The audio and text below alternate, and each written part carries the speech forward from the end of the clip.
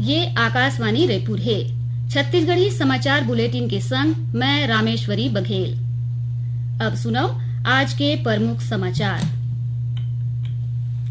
मन की बात कार्यक्रम में प्रधानमंत्री नरेंद्र मोदी हा बस्तर ओलंपिक ला सोरियाइन किहिन की बस्तर ओलंपिक के सपना साकार होइस। राजधानी रायपुर के सिलतरा के एक ठन फैक्ट्री में बड़का हादसा हो गिस। क्रेन गिरे ले 2 जन ऑपरेटर के मौत और पूर्व आबकारी मंत्री कवासी लखमा और उनकर बेटा हरीश कवासी ले काली ईडी ह करही पूछताछ।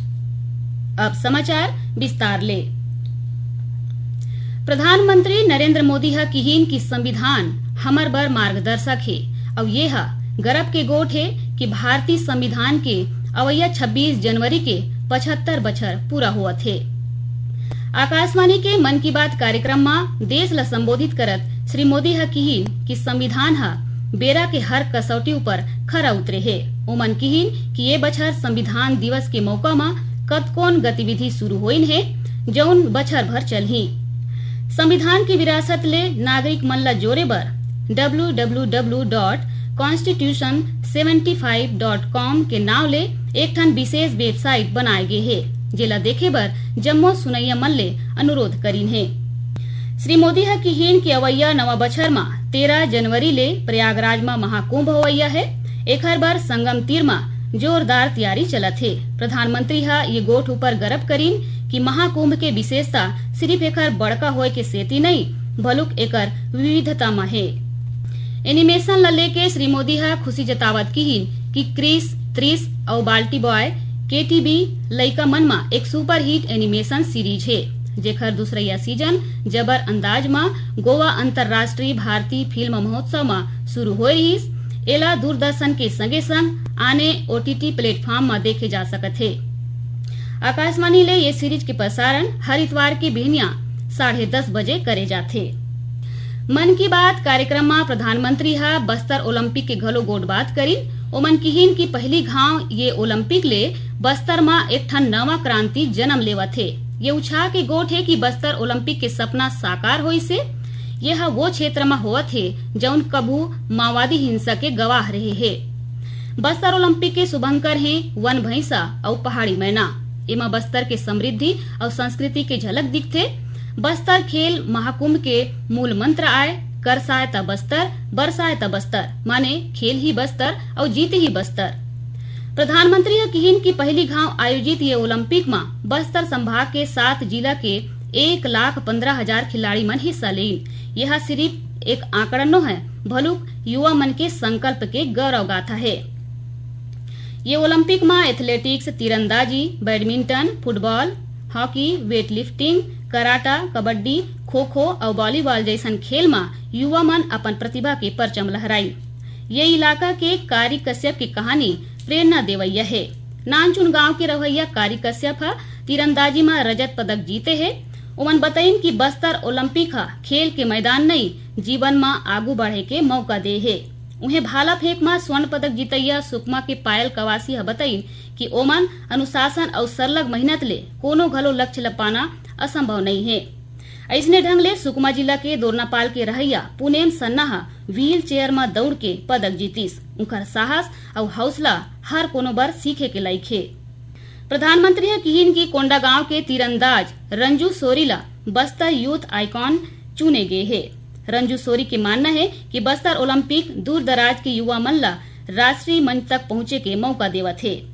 यही बीच मुख्यमंत्री विष्णुदेव साय घलो प्रधानमंत्री श्री मोदी के आभार जताइन है। श्री साय किहिन कि प्रधानमंत्री के विश्वास ले छत्तीसगढ़ सरकार ला बस्तर के प्रगति बर अउ कारज करे के ऊर्जा मिलही। संगे संग बस्तरवासी मन के हौसला घलो बाढ़ी। प्रदेश के पूर्व आबकारी मंत्री कवासी लखमा किहिन की प्रवर्तन निदेशालय माने ईडी के टीम हा ओमन के संगे संग उनकर बेटा ले पूछताछ बर काली बलाए है। आज रायपुर में मीडिया ले गोट बात करत श्री लखमा आरोप लगाइन कि ईडी के छापा हा राजनीति ले प्रेरित है और अवैया निकाय के संगे पंचायत चुनाई में उनकर छवि खराब करे बर ऐसा ढंग की कार्रवाई करे जावत है। श्री लखमा दावा करीन कि उनकर घर ले कोनो आपत्तिजनक दस्तावेज नहीं मिले है। ओमन अनपढ़ हैं और प्रशासनिक अधिकारी मन ओमन ला घोटाला ले जुड़े कोनो गतिविधि के बारे में ओमन ला अंधियार में राखीन।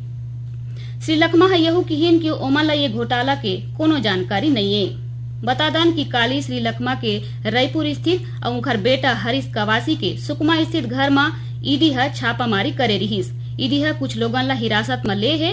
उन्हें कवासी लखमा और उनकर बेटा समेत कुछ लोगन ला समन जारी करे है। छत्तीसगढ़ी समाचार बुलेटिन आप मन आकाशवाणी रायपुर ले सुनत हव। अब आगू बाढ़थन बाँचे समाचार कोती। राजधानी रायपुर ले लगे औद्योगिक क्षेत्र सिलतरा के एक ठन फैक्ट्री में बड़का हादसा हो गिस। फैक्ट्री में क्रेन गिरे ले 2 जन ऑपरेटर मन के मौत हो गिस। सिलतरा चौकी प्रभारी बालेश्वर लहरे ह बताइन कि ये घटना बीते रतिहा होइस। एकर जानकारी मिलतेज पुलिस की टीम ह मौका में पहुंचिस और राहत बचाव कार्य शुरू कर दिस। ओमन बताइन कि प्लांट में लोहा के जिनिस तैयार करे जाथे।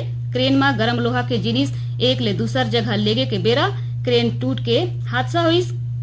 ओमन बताइन कि ये घटना के बारे में प्लांट प्रबंधन ले पूछताछ करे जावत है।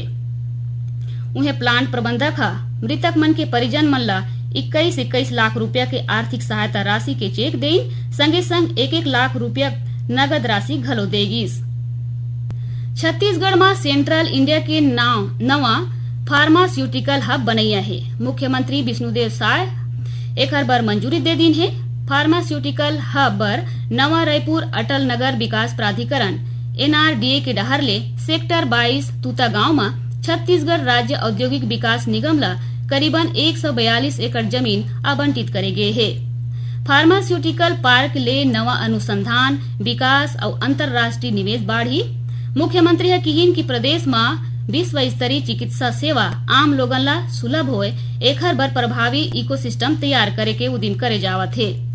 फार्मास्यूटिकल पार्क की स्थापना एकर एक ठन कड़ी आए। उमन बताइन कि नवा औद्योगिक नीति में घलो फार्मास्यूटिकल क्षेत्र के उद्योग मन ला आने सुविधा और छूट दे जाए के प्रावधान करे गए है। छत्तीसगढ़ उच्च न्यायालय हा कथित शराब घोटाला मामला में जेल में बंद अनवर ढेबर के जमानत याचिका ला खारिज कर दे है। न्यायमूर्ति अरविंद कुमार वर्मा के कोर्ट हा अपन आदेश में कही कि सर्वोच्च न्यायालय की मानना है कि भ्रष्टाचार केवल एक मामला नहीं, यह दंडनीय अपराध है। यह अप्रत्यक्ष रूप ले मानवाधिकार ला कमजोर करथे। व्यवस्थित भ्रष्टाचार आर्थिक अपराध ला जन्म देथे। एकर असर जम्मो देश के अर्थव्यवस्था ऊपर पड़थे। कोर्ट किहिन की मामला के गंभीरता ला देखत आरोपी ला जमानत के लाभ नहीं दे जा सके। प्रदेश में काली ले ठंड बाढ़े की संभावना है। मौसम विभाग ले मिले जानकारी के मुताबिक हवा के दिशा बदले के आसार है। एकर असर ले नमी के मात्रा में कमी आही, जेकर सेती न्यूनतम तापमान में गिरावट के दौर शुरू हो जाही। उन्हें परम दिन 1 जनवरी ले उत्तर छत्तीसगढ़ के कई ठिन जगह में शीत लहर चले के संभावना है। और अब थोरकुन समाचार सार में। मुख्यमंत्री विष्णुदेव साय के अध्यक्षता में काली मंत्रालय में मंझनिया के बाद राज्य मंत्रिमंडल के बैठका होही। बीजापुर जिला में सुरक्षा बल मन बरामद करे गए आईडी बम ला मौका में निष्क्रिय कर दिन। बीजापुर जिला में सुरक्षा बल के टीम हा 1 जन इनामी समेत 3 माओवादी मन ला गिरफ्तार करे है। और दुर्ग जिला के नंदिनी थाना इलाका में धमधा रद्दा में एक ठन कार हा रुख ले टकरा गिस। हादसा में 2 जन लोगन की मौत हो गए। अब आखिर में प्रमुख समाचार एक गांव फेर। मन की बात कार्यक्रम में प्रधानमंत्री नरेंद्र मोदी हा बस्तर ओलंपिक ला सोरियाई किहिन की बस्तर ओलंपिक के सपना साकार होइस। राजधानी रायपुर के सिलतरा के एक ठन फैक्ट्री में बड़का हादसा हो गिस। क्रेन गिरे ले 2 जन ऑपरेटर की मौत। और पूर्व आबकारी मंत्री कवासी लखमा और उनकर बेटा हरीश कवासी ले काली ईडी ह करही पूछताछ। एकरे संग छत्तीसगढ़ी समाचार बुलेटिन इहे सिरागे।